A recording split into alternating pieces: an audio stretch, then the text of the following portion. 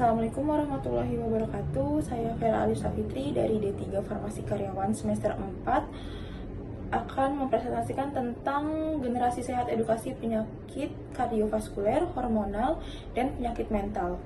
Di mana poin farmakologi di nomor absen 24. Di edukasi kali ini berlatar belakang di mana penyakit kardiovaskuler, penyakit hormonal, serta penyakit mental itu penyakit yang tidak menular atau bisa disebut juga dengan PTM, yaitu penyakit yang semakin banyak atau semakin merajalela di negara Indonesia. Hal ini disebabkan oleh masyarakat itu gaya hidupnya itu tidak sehat, seperti kurangnya olahraga, istirahat yang tidak cukup, pikiran yang berlebih atau stres. Kurangnya edukasi membuat masyarakat sering tidak menyadari bahwa penyakit ini beresiko sejak dini. Edukasi tentang penyakit kardiovaskuler, hormonal, dan penyakit mental ini, pembahasan materinya itu meliputi pengertiannya apa aja sih penyakit kardiovaskuler, hormonal, serta penyakit mental, kemudian faktor resiko penyebab penyakit tersebut itu apa, kemudian dampak terhadap generasi muda itu untuk berkelanjutan seperti apa, peran edukasi sebagai masyarakat di kesehatan itu seperti apa, dengan upaya pencegahan penyakit kardiovaskuler, hormonal, serta penyakit mental itu seperti apa. Kita di poin yang pertama yaitu dalam pengertian penyakit. Pengertian penyakit yang pertama, penyakit kardiovaskuler yang meliputi gangguan pada pembuluh darah serta kesehatan jantung. Yang kedua, penyakit hormonal, di mana penyakit ini gangguan ketidakseimbangan hormonal di dalam tubuh.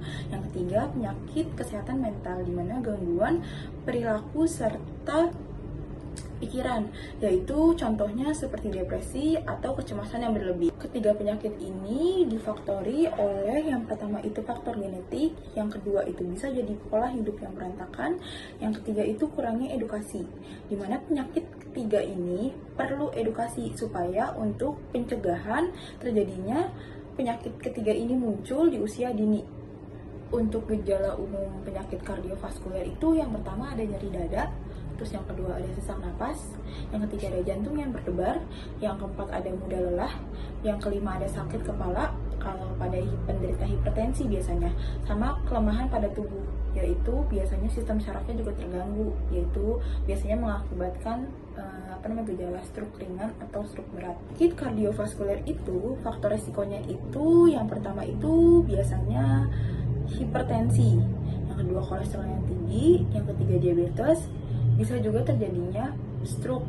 Kemudian pencegahannya itu dapat dilakukan dengan cara pola hidup yang sehat, olahraga yang rutin, serta pemeriksaan kesehatan secara berkala di klinik ataupun di rumah sakit. Untuk yang kedua, ada penyakit hormonal seperti diabetes dan gangguan tiroid terjadi akibat ketidakseimbangan hormonal di dalam tubuh.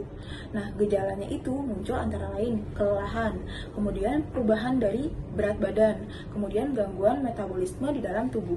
Pencegahan dilakukan dengan cara pola makan yang sehat, tidur yang cukup, serta tetap kontrol kesehatan di klinik maupun gangguan kesehatan mental yang ketiga, di mana gangguan kesehatan mental ini seperti depresi maupun kesehatan mempengaruhi emosi, pikiran, perilaku seseorang. Kondisi ini sering dipicu oleh stres dan tekanan hidup, di mana kurangnya kesadaran dari stigma membuat banyak kasus tidak terdeteksi sejak dini.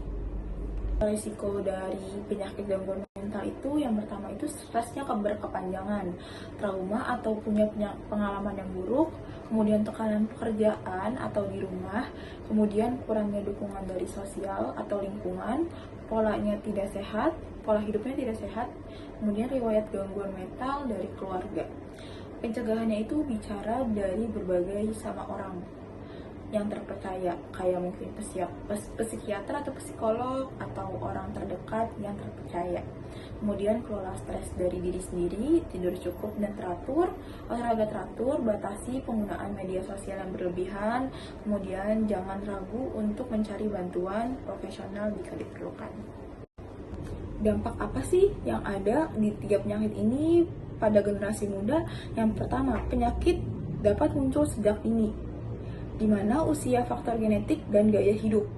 Yang kedua, selain itu, dia mempengaruhi kesehatan fisik, mental, serta prestasi. Yang ketiga, jika tidak dicegah, maka dapat menimbulkan siklus penyakit antar generasi. Peran edukasi kesehatan. Edukasi kesehatan berperan penting dalam meningkatkan kesadaran masyarakat dalam ketiga penyakit tersebut.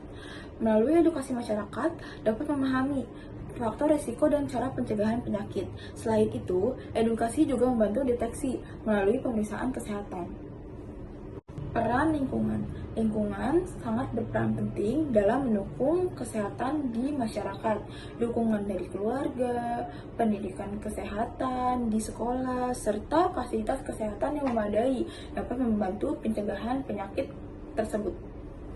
Upaya pencegahan dapat dilakukan dengan cara menerapkan pola hidup yang sehat seperti makan makanan yang bergizi, olahraga yang rutin, serta mengolah stres. Kemudian jangan lupa istirahat yang cukup. Selain itu, menghindari rokok dan melakukan pemeriksaan kesehatan secara berkala maupun rutin.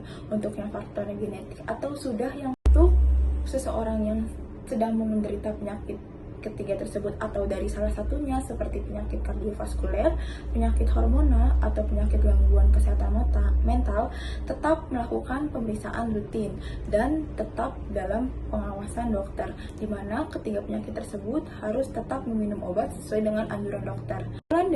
Dari ketiga penyakit tersebut, yang pertama, penyakit kardiovaskuler, hormonal, dan gangguan kesehatan mental merupakan masalah kesehatan yang serius.